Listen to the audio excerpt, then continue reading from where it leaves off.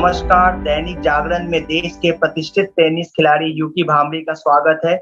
यूकी जी, आपने 2009 में Australian open की बॉयज कैटेगरी का सिंगल टाइटल जीतकर देश का नाम रोशन किया। अब आप 17 जनवरी से शुरू होने जा रहे ऑस्ट्रेलियन ओपन में फिर से शिरकत करने जा रहे हैं। ऑस्ट्रेलियन ओपन और अन्य मुद्दों को लेकर आपसे बातचीत करेंगे। यूकी जी, घुटने की चोट की वजह से आप पिछले कुछ समय से आउट ऑफ एक्शन रहे हैं।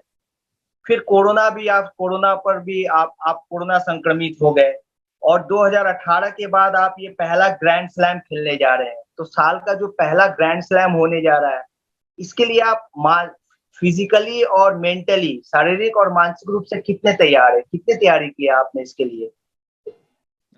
नया साल, नई शुरुआत, इसी को लेके आई थिंक कोशिश है आगे बढ़ने की और अच्छा करने की। 6 महीने में 7 महीने में जो होना था सब हो गया। चोट भी लग गई है, कोविड भी हो चुका है, तो जो सब हो सकता था हो चुका है। तो होपफुली अब आगे चलकर ज्यादा टाइम कोर्ट पे ही रहूंगा और बाहर नहीं।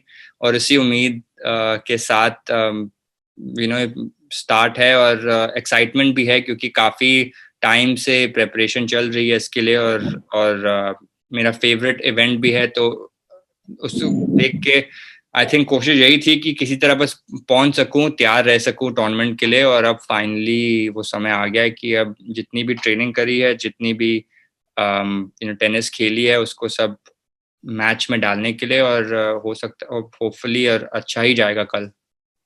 जी, क्योंकि जी रोहन बोपन्ना और राम कुमार रामनाथन ने भी कुछ देर पहले ही एडिलेड इंटरनेशनल टूर्नामेंट जीता है। तो इससे भारतीय खेमा कितना उत्साहित है? ऑस्ट्रेलियन ओपन के ठीक पहले एक बड़ी जीत है भारतीयों के लिए।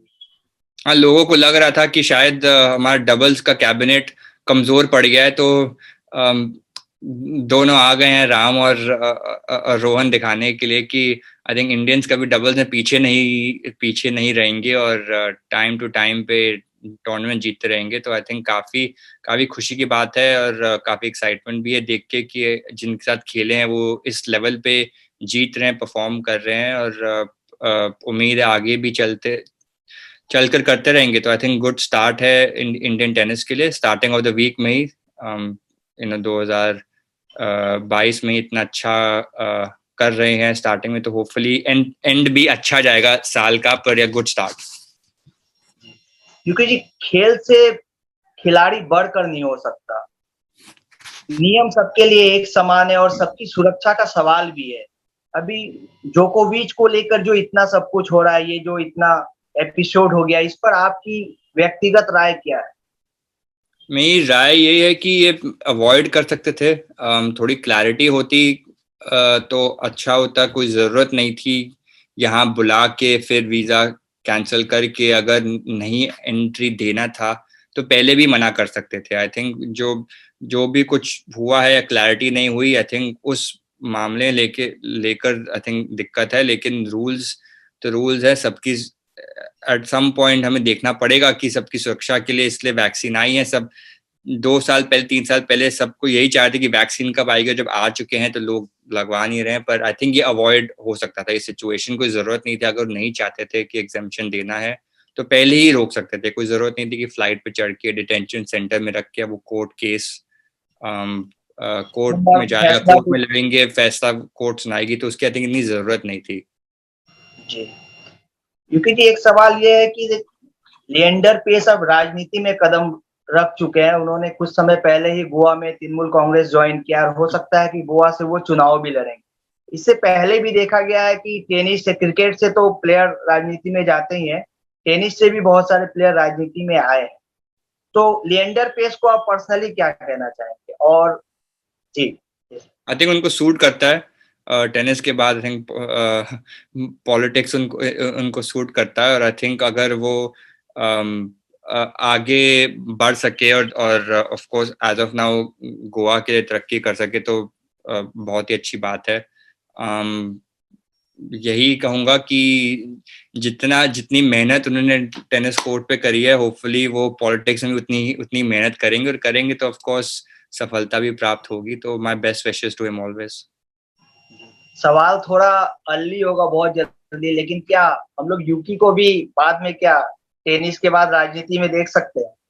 आई थिंक फिलहाल तो मुश्किल है, कभी सोचा नहीं, पर कुछ कह नहीं सकते। लोग काफी अक्सर मना करते भी हैं, पर आगे चल के कुछ भी क्या हो, कुछ कह नहीं सकते। लेकिन अगर मैं अभी सोचूं तो आई डोंट थिंक सो कि कोई कोई इस तरीके से कोई उम्मीद है कि पॉलिटिक्स में जाने की। अभी फिलहाल खाली टेनिस पे ही फोकस है और इसी में अच्छा करना चाहूंगा।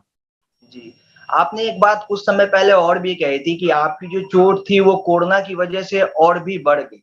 कहीं ना कहीं उस वायरस का आपकी चोट पर भी असर पड़ा है, तो ऐसा क्यों लगा आपको? मुझे ऐसा इसलिए लगा क्योंकि मैं कोरोना से पहले ठीक था, और वो एक सडन ना कहीं गिरा ना कुछ हुआ, तो जिस जिस दिन रिपोर्ट आया कि मैं पॉजिटिव हूँ, उसी दिन वो दर्द, उसी दिन उसी मैच में वो दर्द बढ़ी थी। इसलिए मेरे को ऐसा लगा कि हो सकता है, कोई साइंटिफिक रीजन नहीं है या कोई प्रूफ नहीं है कि हाँ कि यही इसी वजह से हुआ है, पर क्योंकि दोनों एक साथ, दोनों का मिलाव एक साथ था, तो इसलिए ऐसा लगा कि हो सकता है कि कोविड के कारण ही जो जॉइंट्स में पेन है, दर्द है, वो सॉर्ट ऑफ बढ़ गया, और इसीलिए आई थिंक थोड़ा सा वक्त भी लगा वापस आने के लिए।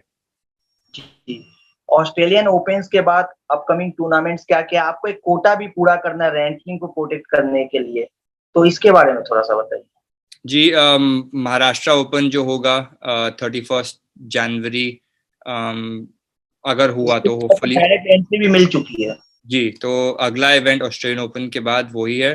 वापस इंडिया ही आना है। वहाँ 2 चैलेंजर भी हैं बैंगलोर में, दुबई में इवेंट है, डेविस कप है ऑफ कोर्स दिल्ली में। तो जी, काफ़ी इवेंट आई थिंक इंडिया में ही है फरवरी मार्च में, तो उम्मीद है कि वो सब सब हो सकें और उसमें पार्टिसिपेट कर सकें। जी। आखिरी सवाल है यूके जी, ऑस्ट्रेलियन ओपन में आप ऑब्वियसली हम तो चाहेंगे आप ही जीते, मगर फेवरेट्स किसे देख रहे हैं आप? आई थिंक टॉप कौन-सा? काफ़ी ओपन फील्ड रहेगा अगर जोकोविच नहीं आते। मेडवेडेव 2020 यूएस ओपन जीत चुके हैं, 2021 यूएस ओपन जीत चुके हैं, तो डेफिनेटली कॉन्फिडेंस होगा एक और स्लैम जीतने का। नडाल वापस आ चुके हैं। इन थोड़ा ऑस्ट्रेलियंस हैं, किरियोस है, जो ज़वेरेव हैं। आई थिंक ये 3-4 लोग हैं जो डेफिनेटली फेवरेट्स होंगे, या आगे चल के क्वार्टर सेमीज में तो टकरार इन्हीं की होगी। यूके जी, दैनिक जागरण से बात करने के लिए आपको थैंक बहुत-बहुत यू। धन्यवाद। हमारी तरफ से आपको शुभकामनाएँ। Thank you. Thank you so much. Thank you.